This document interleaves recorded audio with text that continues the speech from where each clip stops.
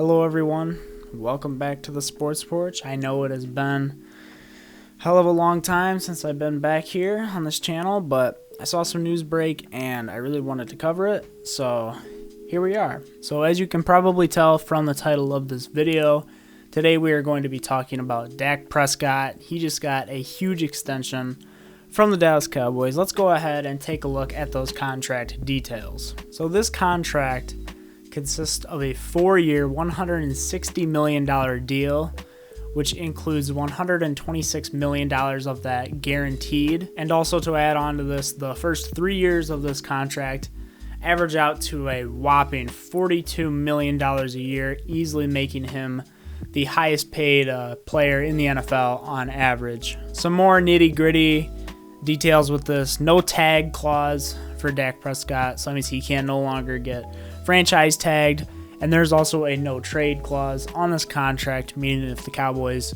want to move him in the future, everything has to go through Dak. Let's talk about this move for the Cowboys, because at this point Dak's going to be pretty happy with this.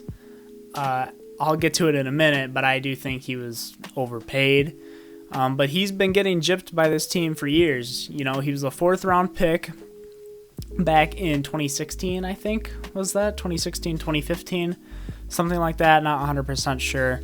Comes in, replaces Tony Romo, and basically steals the starting job since then on a very cheap contract, just because of the fact that he was picked in the 4th round and a rookie for all those years. Last year, neither side could work out a deal because I think at that point it was really hard to justify paying Dak what he wanted.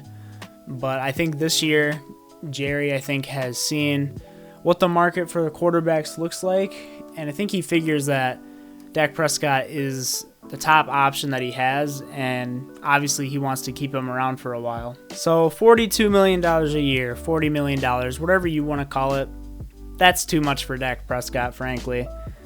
There's no other way to sugarcoat it. He is a good quarterback. Dak Prescott is a top 15 quarterback in the NFL. Is he a top 10 quarterback in the NFL? Sure, you can make the argument for that. Is he a top 5 quarterback in the NFL? No. And I think everyone can easily agree upon that. So it really makes this deal hard to justify for the Cowboys. That's not to say that Dak didn't deserve the money. Like I said before, he's been getting gypped by this team for years in terms of his pay, but we're starting to see a bit of a trend with Jerry Jones and his loyalty to players. You know, he pays Amari Cooper this big contract, Ezekiel Elliott gets this big contract, Jalen Smith. You know, all these guys are getting paid by Jerry, and eventually they're not going to be able to, and you're going to have to cut other players on your roster to make it work. And this happens when any QB signs a big contract, right? You expect them to eat a larger chunk of your salary, but you also hope in return you can get a player who can offset that with his amazing ability. There's only really a couple guys in the league I would put on this list of players who I would pay that kind of money to, $40 million money to a year, and that is Patrick Mahomes, Deshaun Watson, and Aaron Rodgers. As of right now, those are the 3 guys in the NFL who I think are absolutely 100%, no doubt about it, worthy of that $40 million a year mark. But Dak Prescott, I'm not 100% sure about that. So it's not yet known how much of a cap hit this will be for this year for the Cowboys, but it looks like they have about $20 million dollars worth of cap space. So they're definitely going to have to cut down on that a little more before June 1st rolls around, but I'm sure they're going to get there. Hopefully now that this contract is out of the way for both Jerry Jones and Dak Prescott, they can both get back to worrying about winning a damn Super Bowl. Because, let's face it, is Dak Prescott going to be the reason that the Cowboys win a Super Bowl? No. Now, do I think he's going to be the reason they lose the Super Bowl? I don't think that either. However, they've definitely got to get more pieces around him to make this thing work again. Biggest need this offseason, obviously the secondary, has been absolutely horrific. They do have a top 10 pick this year.